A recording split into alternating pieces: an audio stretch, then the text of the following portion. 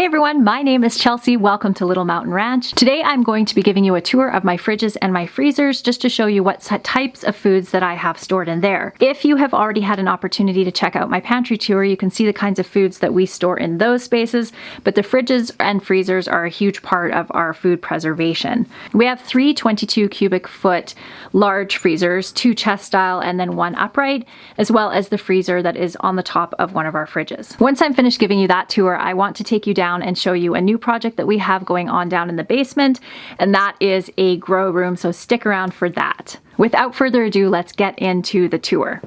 In this chest freezer, we have about 40 chickens that we processed, I think about 4 weeks ago now, and the rest of this space will be taken up with pork. Dan and I are butchering a couple of our hogs this afternoon, and that will fill up the rest of this space. We also have a chest freezer downstairs that is also outside. That one is just about empty at this point in preparation for one of our steers that we will be butchering in the next couple of weeks, and that will fill that one up the rest of the way. Right now it just has some frozen tomatoes in it and some frozen peppers. Now we'll head inside. Our upright freezer we keep down in the basement, so we'll give you a tour of that, as well as the fridge that we have down there and our fridge up in the kitchen. Before we head downstairs, I thought I would just show you what we have in our fridge up here. This is just an all fridge, so there isn't a freezer. And we chose to do this because we store a lot of stuff in our fridge, and I wasn't liking having my other fridge downstairs and having to run up and downstairs so much to get things. So we went with the all fridge, which I love. So this is what our fridge looks like on an average day, only I'll be honest, it's a little bit cleaner. I did wipe down the counters before filming this video. But so what we have here, most of the stuff on this shelf here is all stuff from my food storage. So we have salsa here, pears, coleslaw, there is some sauerkraut back over here, some tomatoes in oil that I did in I think I did this in September, so I just dehydrated the tomatoes and put them in olive oil. There is some jam and some more salsa over here. And then on the top shelf, I ran out of space down here, so I have a few other things, some canned chicken, some peaches, and then I keep my yeast. We do a lot of baking in our house, and I keep my yeast in the fridge. It makes it last longer. And then over here I have butter. So this is our homemade butter, and none of us are really huge fans of the taste of homemade unpasteurized butter, which is what this is. So we just use this purely for baking. And I buy my pineapple in really large containers, and so we just divide it out into little serving sizes like this and then freeze it. So that one was from, I think, pizza we had the other night. That's gonna have to be used up. Down on this shelf, we have a lot of store-bought food, and you'll notice we do have a lot of dairy products, but as many of you know, we do also have dairy cows, so you may be wondering why we have so much cheese. And the reason for that is because I have just started making cheese over the summer, and cheese takes a long time to age. This is an Asiago cheese that I made in the summer, and it's just ready, and it's amazing, it's really good, but we don't have enough to be able to carry us over as far as our needs, and we do eat a lot of cheese in our house. Everybody likes cheese, so all these cheeses, we buy bulk cheese like this at a place called the Wholesale Club. I am looking forward to not having to buy cheese at the grocery store anymore, but we're a while away from that yet. Also have some cottage cheese and some yogurt and some feta back in the back. Right now we're not getting a ton of milk. It's kind of slowing down, which tends to happen when you're starting to feed out hay instead of grass.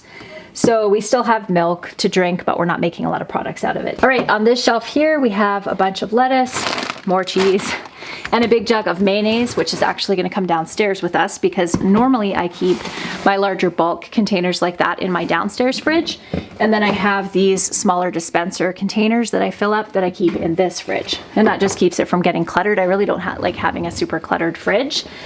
Down on the bottom shelf here, we have some raw milk, some olives in the back, and then some leftovers from last night, some pasta sauce. And then in these drawers, we just have some carrots and potatoes that are up from the root cellar.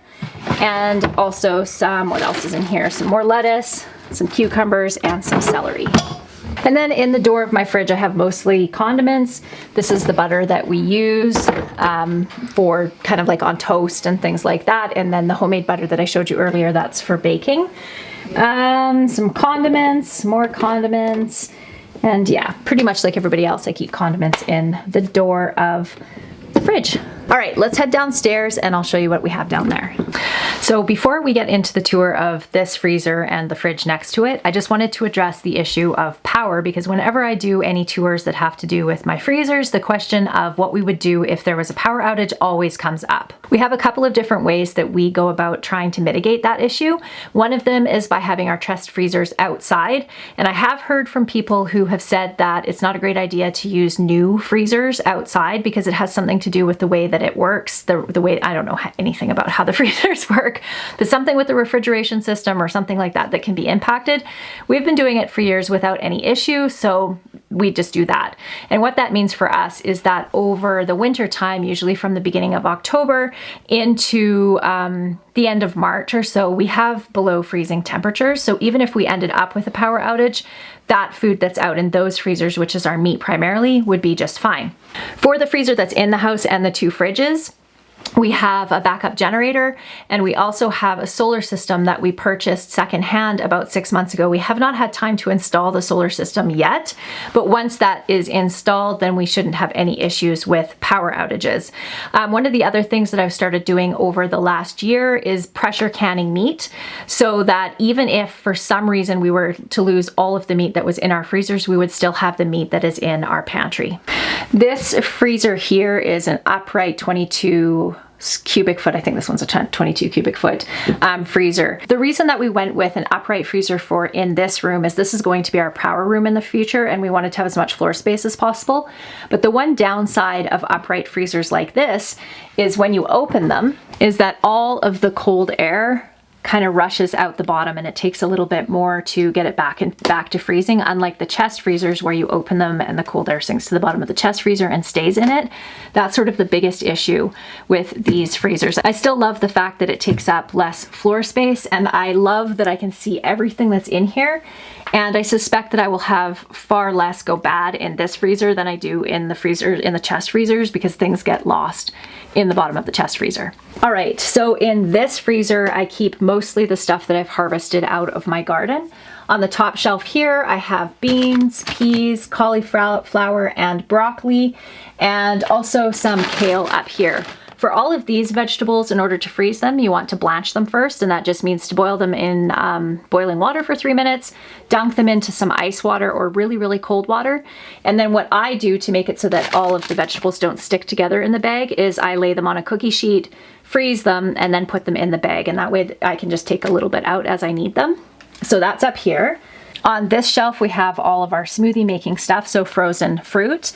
I have the frozen pineapple, like I showed you from the fridge upstairs, lots of frozen raspberries, whoops, some frozen pears and peaches, strawberries, and then this is something that I've done that is new for me this year. We ended up getting, I think, about 30 free cantaloupe in the summer because we bought a bulk order from a local farm and they were giving them away for free, and I didn't know what to do with them all, and so someone suggested that I cut them up and freeze them, and that's what I've done. So a huge amount of this is cantaloupe, and then I just throw those in smoothies. And the really nice thing about using cantaloupe and pineapple is they're naturally sweet, so I don't have to add extra sweetener to smoothies. So that's this one. On this shelf down here, I have tons and tons of grated zucchini, and I use this in breads and muffins. I even throw this in pasta sauce. And I have yellow and green, and most of that is all of that. Also a bunch more cauliflower, broccoli, and beans. The whole bottom part of the freezer is mostly broccoli and cauliflower. Broccoli and cauliflower take up a lot of space in the freezer, but it's something that we love, so I grow a ton of it. On this shelf, I have lots of kale, frozen kale. I do that by blanching the same way as I do with the vegetables I showed you in the other part of the freezer, and those I add into soup and into smoothies as well. Here I have some pre-cooked chicken. What else do I have here? Some peppers, some frozen bananas, some more frozen chicken, just some odds and ends in the door. And then over in the fridge beside me here, in this freezer, I have primarily the peppers from my high tunnel. I grew a ton of peppers, and one of the things that I love about freezing peppers is you don't have to do anything to them, so you don't have to blanch them or anything. I just cube them up into the size that I know I'm gonna want. These are primarily for any Mexican inspired dishes, and I can just take a bag like this, and dump it straight into whatever I'm doing. And I personally can't tell the difference between using fresh and frozen in recipes like that. And so that is all that. In here I have a bunch of my cheese cultures. If you keep cheese cultures in the freezer, they last for way longer. Over here I have some butter, frozen butter, some more frozen cheese. These are cheese curds for making poutine. And then down here I have my Scoby. So with my Scobies for either kombucha or for Jun tea, I usually use them as a summer drink, and then over the winter I just wrap them up and put them in the fridge and then restart in the spring. And I've been able to do that for the last couple of years and it's worked really well. And over here we have some sparkling water, some olives, and sauerkraut. I have most of my sauerkraut stored in here. I could keep this over in my cold room, it's cold enough, but I don't have a lot of room over there and I have extra room in this fridge. This fridge is primarily for leftovers. I cook huge amounts of dinner and I try to make enough to be able to do lunch for the next day. So most of the time these shelves are filled up with leftovers. So that's kind of this fridge's primary purpose. And I have some bacon, and I actually forgot about this bacon. I took this out of the freezer a couple days ago and I need to get this sliced up. So I'll bring that upstairs with me. Now we'll take you into the other part of the basement and I will show you something that we're doing over there that I'm really excited about. When I did my pantry tour, not last year, but the year before, might have been last year, this space here was not a framed in room, and this is where I kept kind of the overflow from the cold room that's next to us over here. And then in the spring, we used this space to start a lot of our seeds. But what we've done this year is built a room here. And the reason that this door says pantry is because this was an extra door we had from one of our previous houses. And I really like that there's a glass window, so when the grow lights are on, the light shines out here and gives the impression that this is a window. So that's why this door is here. And then what we're going to be doing in here is turning this into a grow room, both to be able to grow greens in the wintertime and also to start all of my seeds in the spring. And I'm really, really excited about it. So I just want to run you through a little bit of what we're going to do. And then Dan and I are going to film the process of getting this into an actual grow room, hopefully within the next couple of weeks, so that we can get started having greens for the winter. We've insulated this wall. On the other side of this is the cold room, and we do want to keep it warm in here for growing and also cool in there for storing food. So we've insulated the wall in between.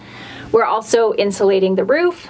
And then we found this really cool stuff called puck board, P-U-C-K, that is specifically for this. One of our issues with having a grow room in our house, of course, is any kind of mold. So this room is going to be sealed up tight. One of the nice things about it is it already has the brick wall here, the concrete floor, and the concrete wall on the back. So we're not going to have a huge issue with mold, of course, in those areas, but we do want to make sure this wall is protected from mold as well as the ceiling. There are still a couple things we have to get for this room. We need to get a fan and a humidity sensor and then also a heater. Because of the concrete wall and the concrete floor, it gets pretty cold in here, even with the insulation, and even though our wood stove is actually right outside this door. So we have ordered a heater from Princess Auto, and right now Princess Auto has an offer where they will cover up to $100 worth of shipping costs for any order over 50 bucks. And I just ordered from them last week. I ordered this really cool dog bed warmer. We're going to be using this to build a little warming box for our barn cats. And I got it, I think it was within 48 hours of ordering it. So I was super, super impressed with that. So Dan is going to be building a cat box for them and putting that warming pad in there, so they have a nice warm place to sleep during the winter. So I'm really excited about that. We'll show you guys that too. I think we're gonna try to get to that next week before the temperatures really start dropping.